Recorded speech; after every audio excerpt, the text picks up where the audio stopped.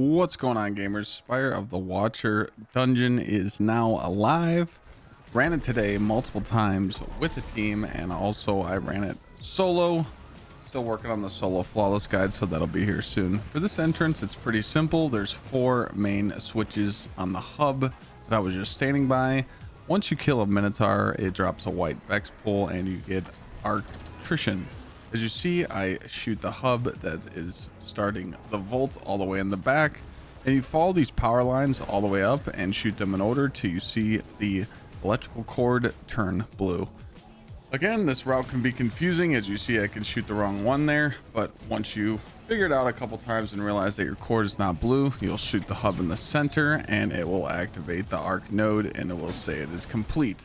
This can be confusing. There is 2 on the left and 2 on the right. Sometimes you have to go all the way in the back of the map, up top, down below, like I'm doing. So take your time and kind of get used to this entrance and memorize where they are, because it can definitely help you to improve your solo runs or teaching someone where they are.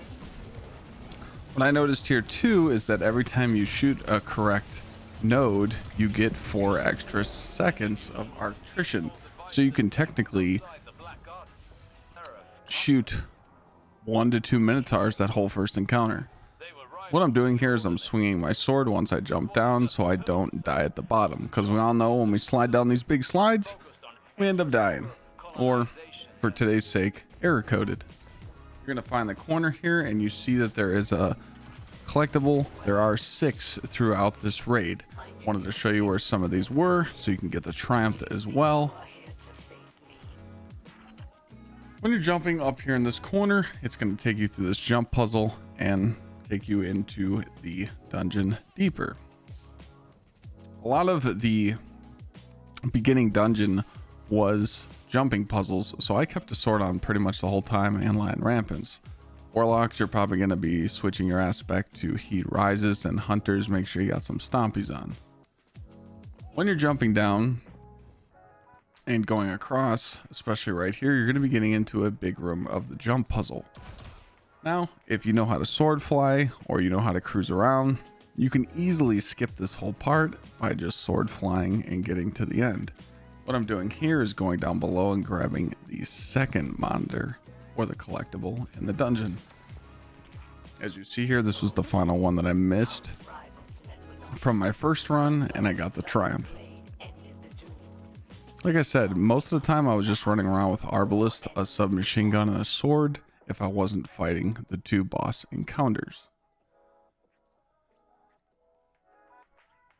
The door you're trying to exit is bottom right on the other side of this wall. You could easily just skip this whole jump puzzle and float down there, but I wanted to come over here and show you where an extra chest was. This extra chest is 1 time pull per week per character, and also there's a collectible right here on this wall. The chest is right in this back corner, so turn around and find it, because I totally missed this in my first run and I was going bald trying to find it in this run. Everyone kept telling me to turn around, it's in the corner, it's in the corner. I just didn't see it. As you see, you can use well skating, shatter skating, or titan fly, sword flying, and skip this whole puzzle.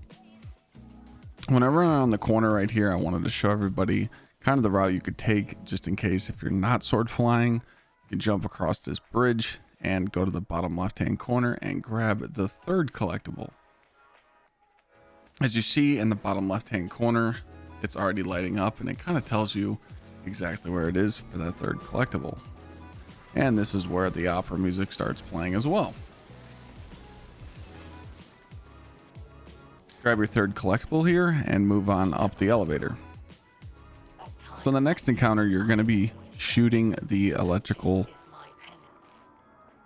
cords as well, and every time you do 2 electrical cords correct, you'll be able to take the elevator up and go to the next level. I found this pretty simple to do solo, because it's going to teach you that you can pretty much ignore every single ad in the room. What I wanted to do was familiarize myself with the room, so I came into this back corner, hit this jump puzzle, and went to the next part of the encounter. The easiest way though is to just not have your fire team do every single, oh sorry, there was a fourth collectible right there. What I noticed in this next encounter is that if you just have your fire team do this, you're not really going to understand what's going on. So when you kill the Minotaur right here, if you look in front of you, there is 2 bolts right there where they start. So just follow this down. This is where your line rampants are going to come into play, or a warlock floating. And make sure every time you shoot one of these nodes that your electrical cord turns blue. This one's a little tricky. As you see, it's in the wall, so I want to look up right there, shoot it, and the second shot one is actually on the other side of this as well. There it is right there. And then you're going to continue down, shoot that there, jump up, follow it up here, and finish the node right there. Once you do these 2 correctly, you can go up to the next floor. You will do this until you beat the encounter, so it's rinse and repeat. Kill the Minotaur right here. Find the node which starts there right there on the wall. Continue to follow your cord and go up.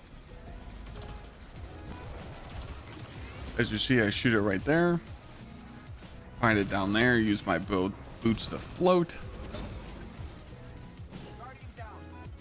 And as you see, they're really sneaky how they just hide in the wall like that. I did miss them in the first couple runs of doing this encounter just because it wasn't easy. I almost died right there. When you come around this corner, you'll see that it ends here, and you can finish the node and go up to the next floor as well.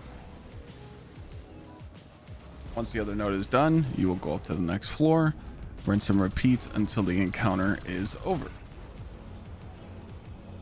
Right where the Minotaur dies is where the current starts, and I follow the cord down. This one, you kind of have to go a little farther. I figured that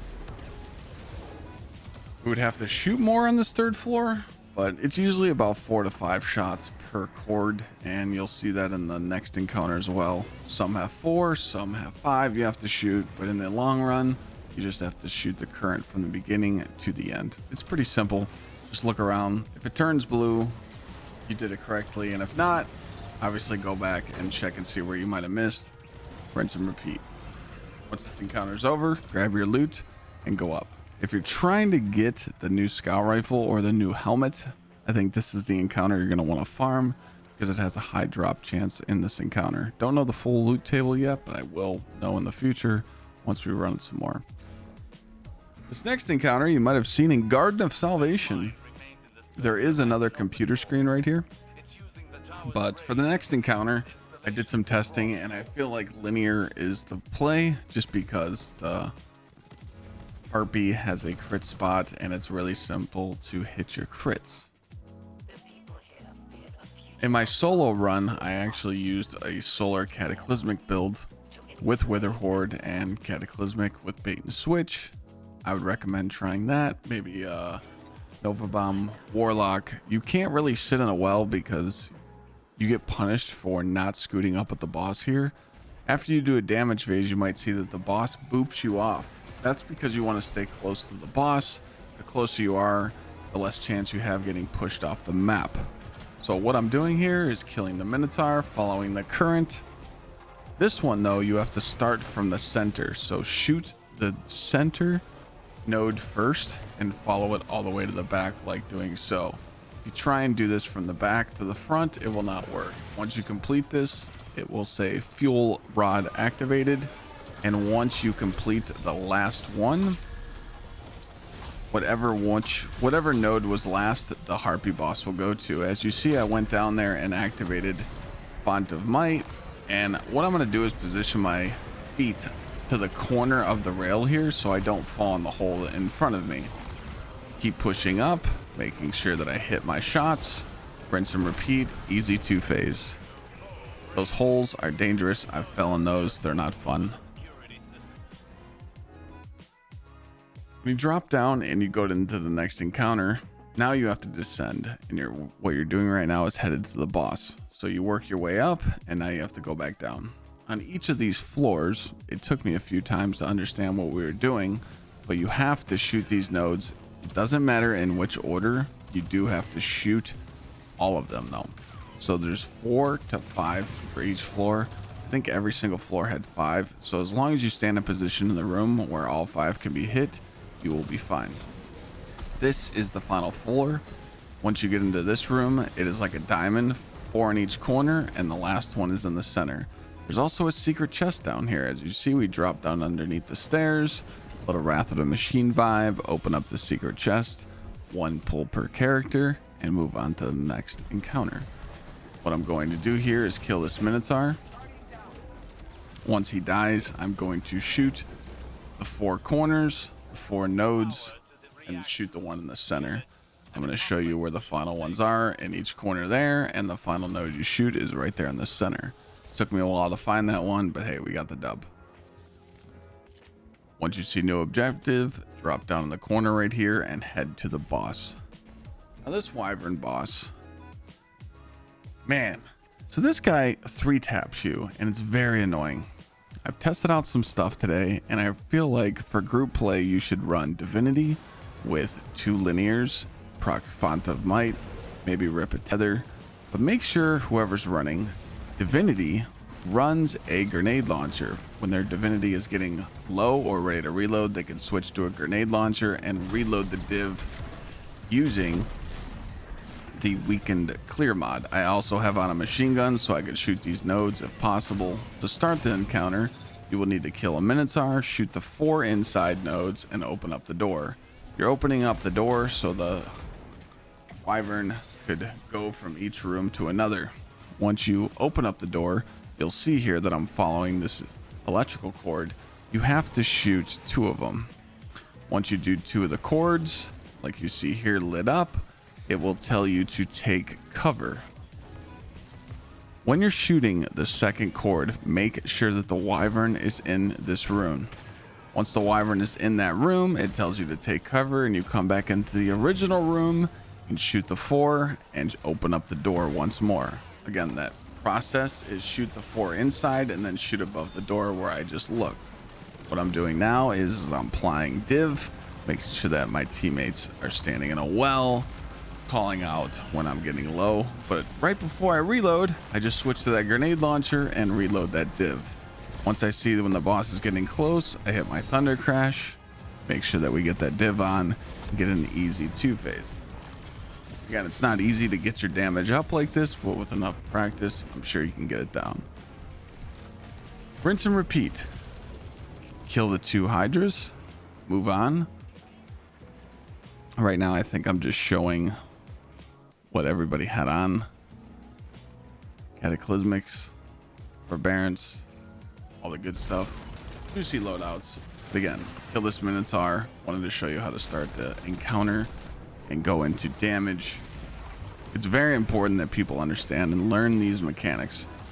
It's all about shooting these inside 4 circuits and then shooting above the door. It says arc node circuit completed.